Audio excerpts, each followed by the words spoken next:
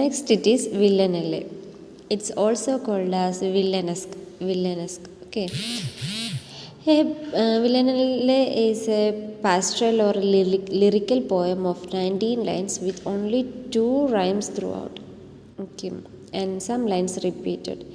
In this kind of poetry, we can say some lines are repeated and there will be 19 lines. A pair of 3 lines and it's ending with 4 lines and total we can see 19 lines in such a poem that is called Villanelle. There are also various stanza forms imported from France. ഫ്രാൻസിൻ്റെ type of റൈറ്റിങ്സിൽ ഒരുപാട് ഇംഗ്ലീഷിലേക്ക് ഒരുപാട് എന്താണ് ഒരു style of stanzas, type of stanzas have imported from France into English. അതിൽ വരുന്ന ഒന്നാണ് വില്ലനല്ലേ എന്ന് പറയുന്നത്. അതേപോലെ തന്നെയാണ് അതിൽ കുറേ ഒരു ടൈപ്സ് വരുന്നുണ്ട്. റോണ്ടിയോ, ട്രിലറ്റ് എന്നൊക്കെ പറഞ്ഞിട്ട് കുറേ ഇങ്ങനെ ഈ ഓരോ സ്റ്റാൻസയിൽ വരുന്ന മാറ്റങ്ങൾക്കനുസരിച്ച് ഓരോന്നിനും ഓരോ പേര് കൊടുത്തിട്ട് വരുന്ന ഇതൊക്കെ ഒരു ഫ്രാൻസിൻ്റെ കണ്ടംപററി ട്രഡീഷണലായിട്ട് യൂസ് ചെയ്ത് വരുന്ന സാധനങ്ങളായിരുന്നു. അപ്പം ഇത് ഫ്രാൻസിൽ നിന്നും ടൈപ്പ് ഓഫ് ഫ്രാൻസ് റൈറ്റിംഗ് ആണ് ഇത് വില്ലനelle. ഇതിൽ ഒരുപാട് വരുന്ന ഒരു കൂട്ടത്തിലൊന്നാണ് വില്ലനelle എന്ന് പറയുന്നത്. ഇപ്പോൾ ഈ W.H. Auden and William Empson and other mid-20th century poets were using this kind of poems in their writings. അവരൊക്കെയാണ് ഈ ഒരു mid-20th centuryൻ്റെ ഒരു പകുതിയിൽ വരുന്ന റൈറ്റേഴ്സ്, അതായത് 1950s ഉള്ള റൈറ്റേഴ്സാണ് കൂടുതലും ഈ ഒരു ടൈപ്പ് ഓഫ് റൈറ്റിങ്സിനെ കൂടുതൽ ഫോളോ ചെയ്തിട്ടുണ്ടായിരുന്നത്. അതുപോലെ തന്നെ ഡിലൈൻ തോമസിൻ്റെ ഏറ്റവും ഫേമസ് ആയിട്ടുള്ള ഒരു പോയമാണ് do not go gentle into that good night. ഇതൊക്കെ ഒരു വില്ലനelle ടൈപ്പ് ഓഫ് പോയമാണ്. Here it is a poem that is this is a poem of Villanelle. It's a Villanelle poem. See the structure and the stanzas given here. All the first stanzas are 3 and the last one it is 4 lines we can see there, and total 19 lines. So this kind of poem we call Villanelle.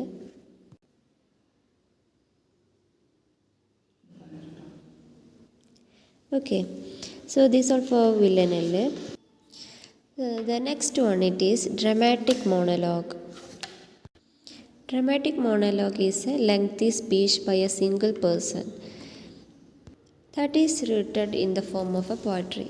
Okay, ഈ dramatic monologue എന്ന് പറയുമ്പോൾ dramatic എന്ന് പറയുമ്പോൾ തന്നെ നമുക്കൊരു play ഒക്കെ ഓർമ്മ വരുന്നില്ലേ?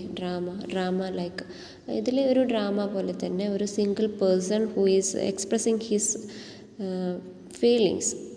It's a lengthy speech by a single person that is written in the form of a poetry. Now, what is a monologue? Monologue in a play we can see that a character is uttering his own personal feelings that is not to anybody. അതായത് ഒരു സോളിലോക്കി പോലെ ഒരു person, ചിലപ്പോൾ ഒരു listener ഉണ്ടാവാം, ചിലപ്പോൾ ഇല്ലായിരിക്കാം. ഒരു ആത്മകഥം പറയുന്നത് പോലെ ഒരു single speaker is expressing his own private feelings that we call monologue.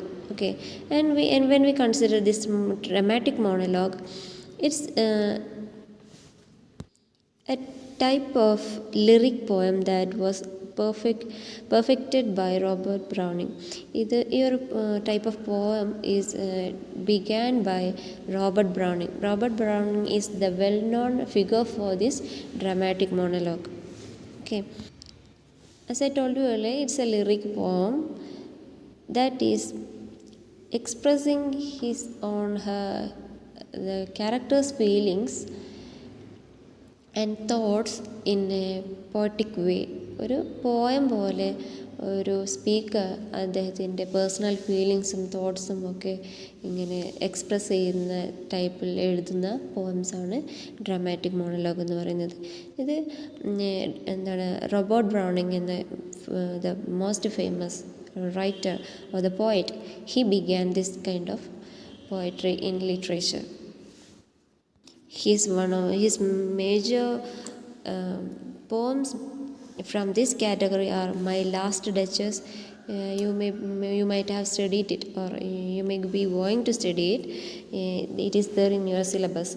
Okay, My Last Duchess and The Bishop Orders His Tomb, Andrea del Sarto. ഇതൊക്കെ ഈ ഡ്രാമാറ്റിക് മോണോലോഗിൽ വരുന്ന റോബർട്ട് ബ്രൗണിങ്ങിൻ്റെ ഏറ്റവും ഫേമസ് ആയിട്ടുള്ള പോയംസാണ്. And let's see what are the features of this dramatic monologue.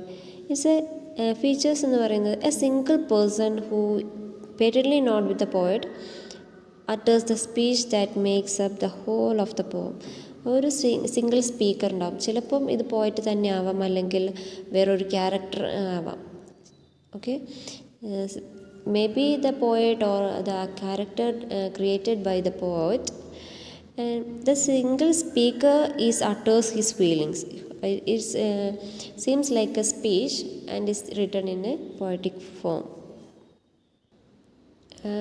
In this type of poem, a specific situation may be created.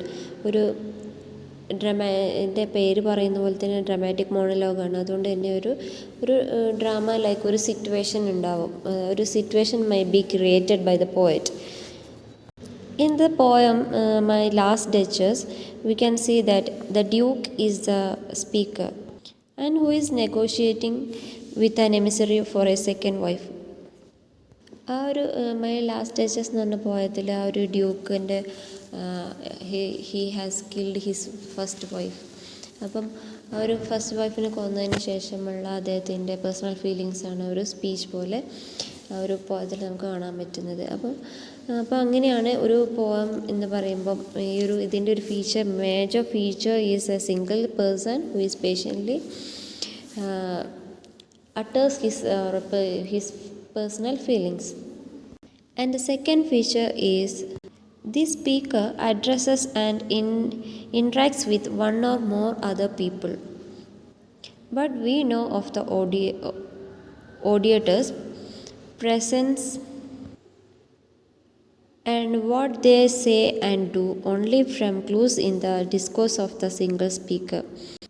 What it says that അവിടെ ഈ ഒരു speaker may be addressing some of the audience. ഈ ഒരു speaker അവിടെയുള്ള ഒരു situation create ചെയ്തിട്ട് അവിടെ there are people who listens his speech. അവിടെ ഒരു one or two persons may be there, ഒന്നോ രണ്ടോ ആളുകൾ ഇരിക്കുന്നുണ്ട്. അവർ ഈ സ്പീക്കറിൻ്റെ സ്പീച്ച് കേൾക്കുന്നുണ്ട് എന്ന രീതിയിലാണ് ഈ സ്പീക്കർ സംസാരിക്കുക. അപ്പോൾ പക്ഷേ നമുക്ക് ആ ഒരു ഓഡിയൻസിൻ്റെ